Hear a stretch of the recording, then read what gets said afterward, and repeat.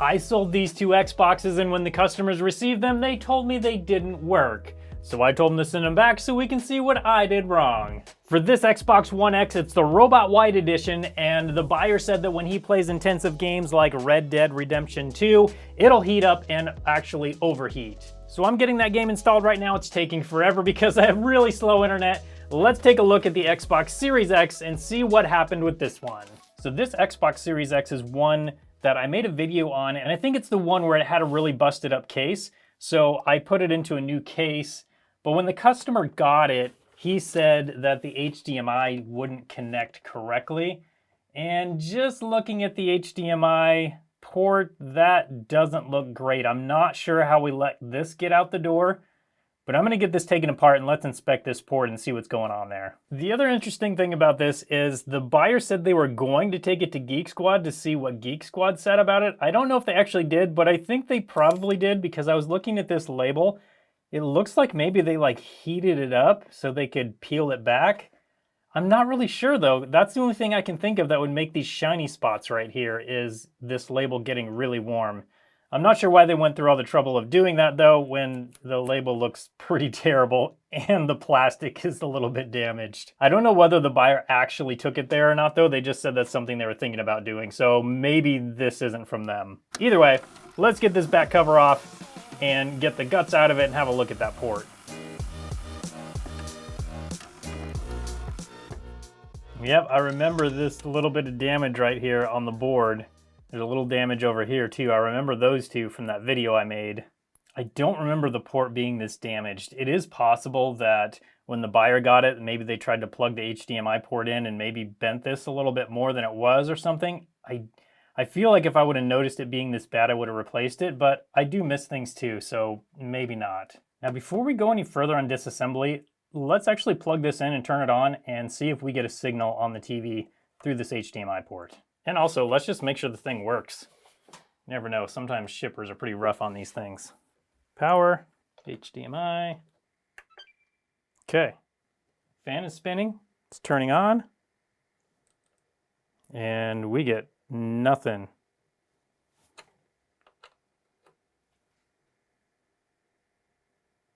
Yep, nothing at all on the TV. So it does turn on fully, so we definitely have a problem on this HDMI system. Now that does make me wonder a little bit because I know before we shipped it out, we tested to make sure the HDMI worked.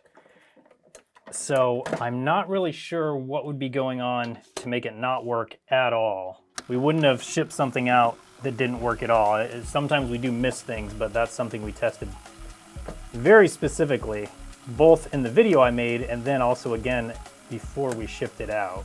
So I'm not sure what's going on here. Yes, I remember this one.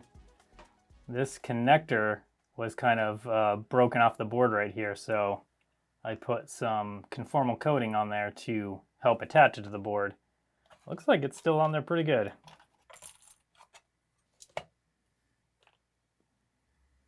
So this is a little worrisome, unless I'm missing something here. There's no clamp here. There's no thermal paste here or here either. Is the thermal paste on the other side? Feels like there is. Okay, there is thermal paste there. Thermal pads there. Okay, so that's normal at least. But why is there no clamp? I would feel really dumb if I didn't put the clamp back in here. Okay, let's go to the video and see if I show putting the clamp in and also see how damaged this HDMI port is. Okay, I pulled up the video. $150 for a destroyed Xbox Series X. That's the video that we're working with. I'm installing the perfect amount of thermal paste, of course.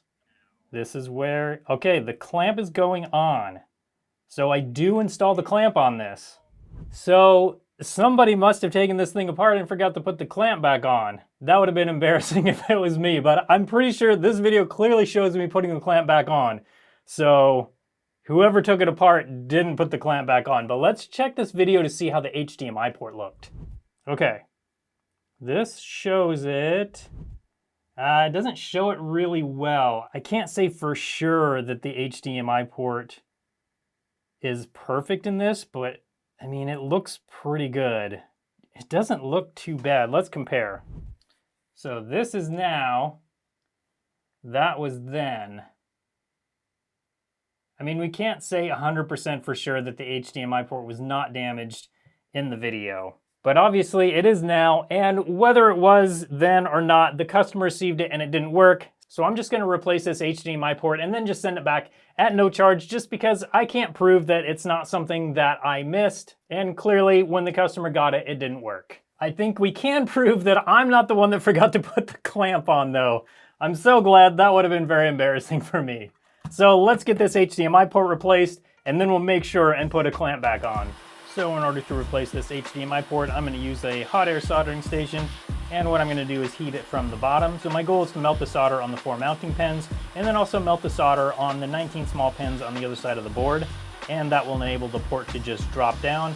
There we go. And we got it.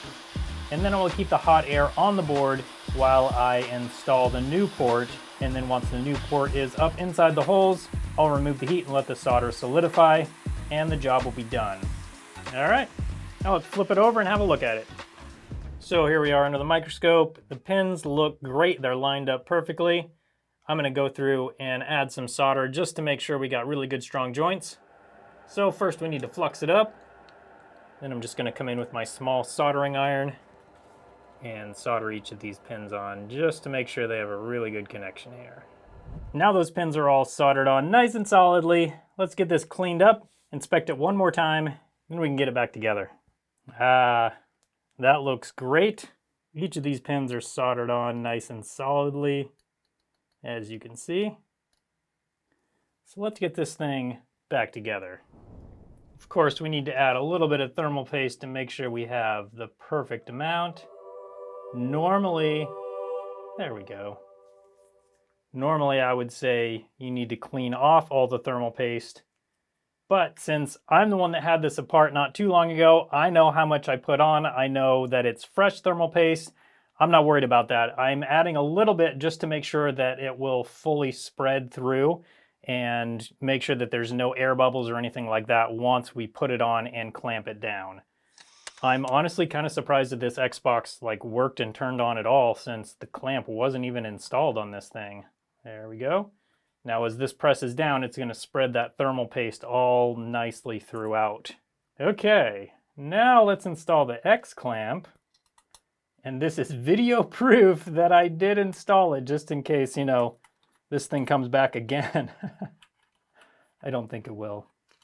Okay. Clamp is installed. We've all verified that.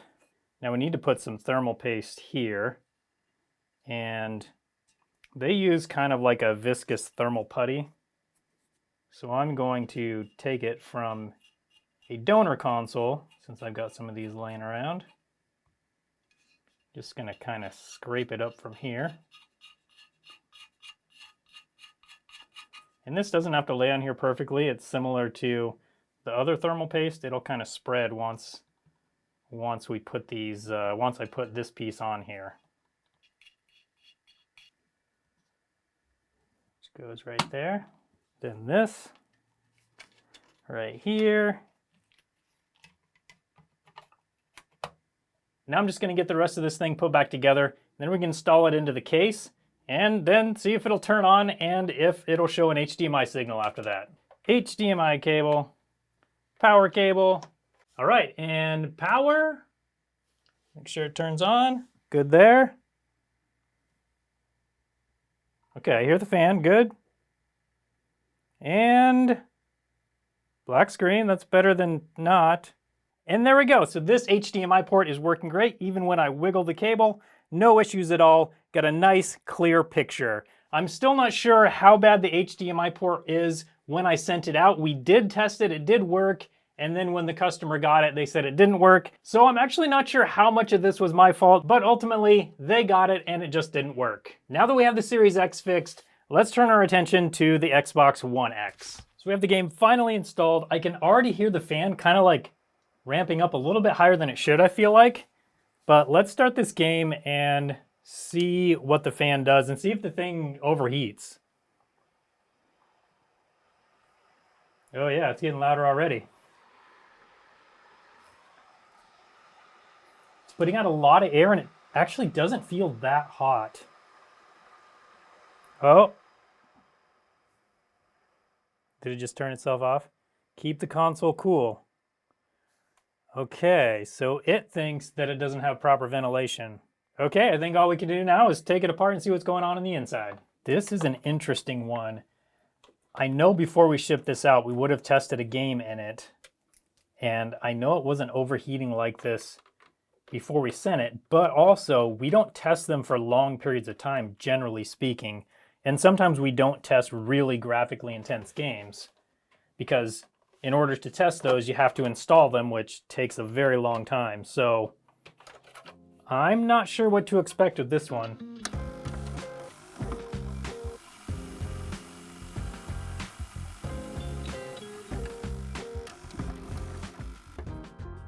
Fan itself seems fine. I don't expect that the fan's a problem. The heatsink is definitely warm. Yeah, that's still pretty warm actually. Not sure what to think about that. Okay, we got the thermal pad for the south bridge. That's there. The X clamp is installed and is nice and tight. So no worries there. Okay, with the X clamp removed, let's take a look at this thing and see if we can figure out why it's getting so hot. We have thermal paste installed. All of the thermal pads look good. Oh boy, I don't know about this one. Everything here looks good. So I think it probably is overheating, but for some reason, it's not moving the heat away from the chip like it should. I wonder if we have like maybe a faulty vapor chamber. I don't see any damage to it or anything, but I don't know. I don't really see anywhere else to go. Well, I'm going to inspect this a little bit closer and see if I see anything.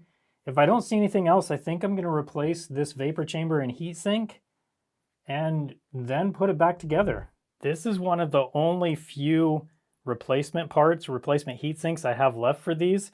This one actually looks in better condition, but I know for sure this one works and cools, so I'm going to use this one.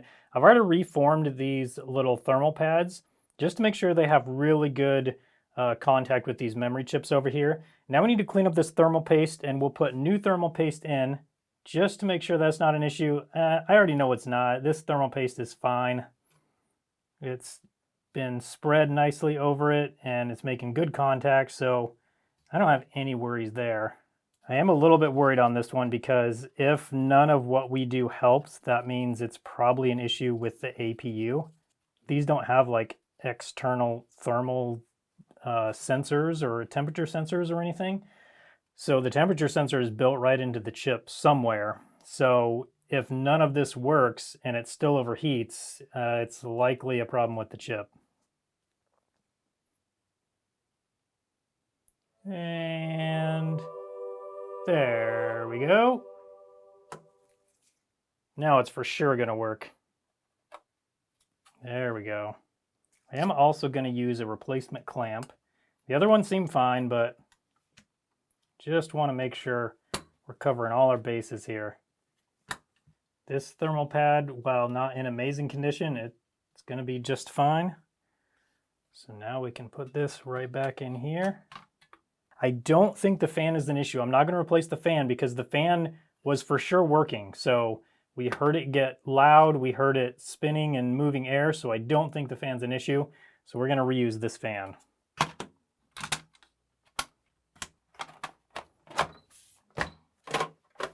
Power cable's plugged in, HDMI is plugged in, controller's plugged in. Let's see if it turns on. Great news so far. Come on. So we're getting the same error that happened before, except for now, the fan is barely spinning. So I feel like the console isn't even telling the fan to spin up like it was before.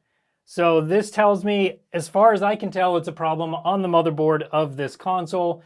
Luckily, we can replace that, or we can place this white shell on another Xbox One X, because this is kind of a less common version, so these do go for a little bit more. Now for this one, I did buy it back from the person I sold it to, simply because I wasn't sure what was wrong, and that's what they chose that they would like to do. Instead of having me try to fix it, they just wanted a refund and to send it back to me. So this one I own now, and I can either replace that board or place this shell on a different console. So unfortunately, we are 1 out of 2 today.